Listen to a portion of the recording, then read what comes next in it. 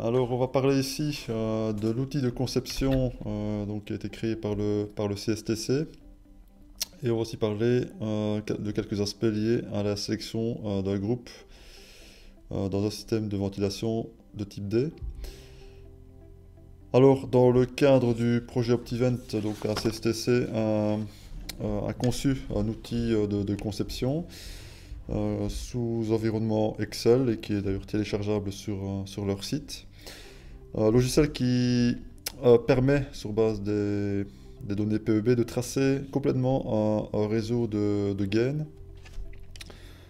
Juste une petite remarque, il existait une version précédente et il n'y a pas de plateforme en fait qui permet de récupérer les anciennes données vers cette nouvelle version. Alors, on a un tableau qui reprend l'ensemble des pièces, les superficies, les débits calculés. Au préalable, on aura rentré les vitesses qui sont autorisées par endroit. Et en fonction de ça, on aura les diamètres calculés. Voilà. Et à partir de là, on peut commencer à dessiner. Alors une petite remarque, donc les gens qui ont l'habitude de manipuler des outils AutoCAD ou des logiciels 3D tels que par exemple le CADVent de Lindap là, qui fonctionne sous environnement AutoCAD. Bon, c'est pas la même chose, hein. Donc ici, on est quand même sous environnement Excel, donc il faut systématiquement signaler, si je puis dire, qu'on est dans le plan vertical, le plan horizontal ou en profondeur. Donc c'est pas vraiment la même souplesse, mais bon, avec un petit peu d'entraînement, on arrive quand même relativement facilement à dessiner son réseau. Donc ici, même chose pour le réseau en reprise, le même principe. Alors l'avantage c'est que donc non seulement on dimensionne, donc on peut visualiser un réseau en 3D, en perspective, mais on peut aussi calculer les paires de charges, hein. Donc pour la reprise, donc idem, donc on a les paires de charges aux différents endroits du réseau. Et alors à partir de là, on a un listing du matériel, une espèce de métré qui reprend les longueurs de gaine, qui reprend les pièces de forme, les T, les coudes, etc. Une petite remarque, donc ici on ne reprend que les éléments rigides, hein. Donc je pense qu'on a essayé d'y inclure aussi les flexibles. Mais bon, on a laissé tomber apparemment parce que ça donnait des résultats qui n'étaient pas satisfaisants. Alors ici, on va parler un petit peu de la sélection du groupe de ventilation, donc du groupe de récupération. Donc on a ici la courbe classique, donc une courbe de ventilateur. Donc c'est une courbe qui va vers le bas. Donc on a ici en abscisse le débit en mètres cubes par heure, on a donné la pression disponible en pascal. Donc au plus le débit augmente, au moins on a de pression disponible. Donc ça c'est pour la courbe de fonctionnement du ventilateur. Donc il y a aussi la courbe de l'installation qui est une courbe qui elle va vers le haut, voilà, qui est liée aux paires de charges en fait. Et le point d'intersection entre les deux courbes s'appelle le point de fonctionnement.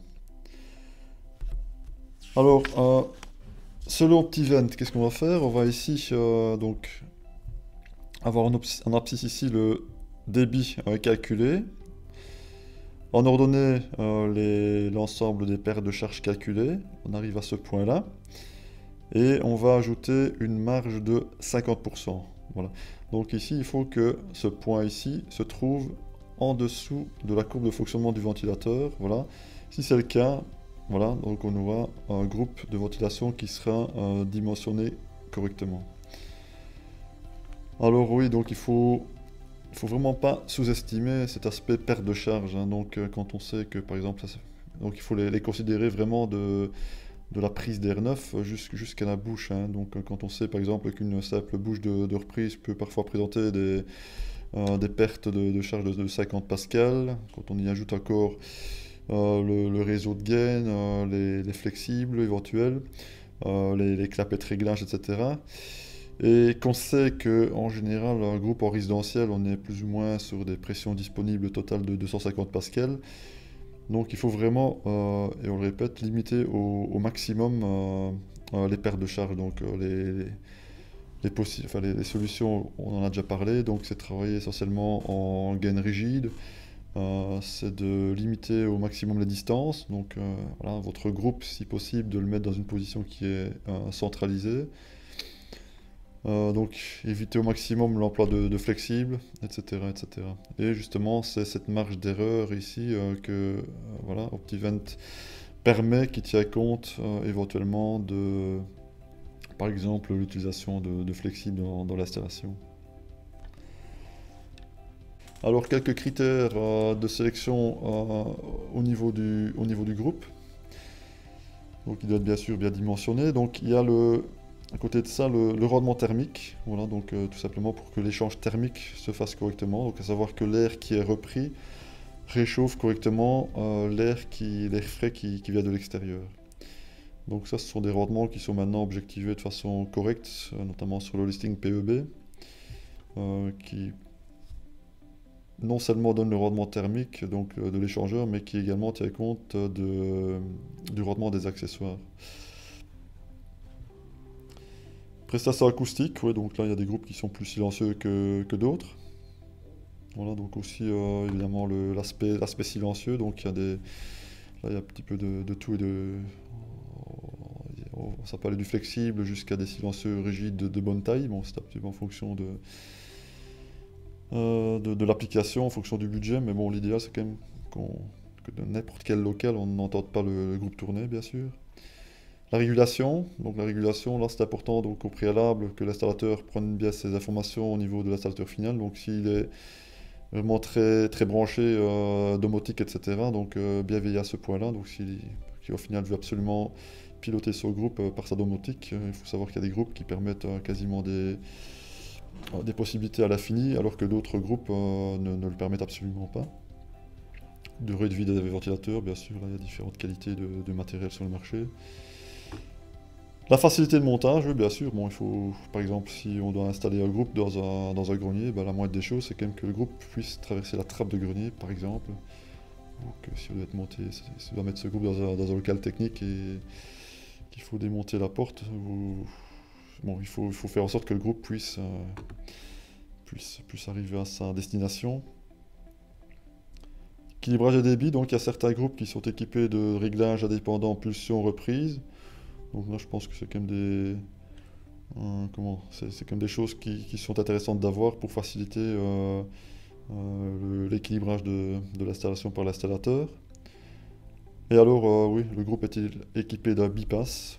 Oui, non. Est-ce que c'est un bypass 100%? Est-ce que c'est un bypass partiel? Donc tout ça ce sont des choses qu'il faut quand même avoir en tête. Voilà, donc pour rappel, pour éventuellement prévoir un free cooling efficace pendant les chaudes journées d'été. Voilà, donc quelques aspects liés à la sélection du groupe de ventilation. Voilà, donc c'était pour les aspects liés à l'outil de conception du CSTC et les aspects liés à la sélection du groupe de ventilation.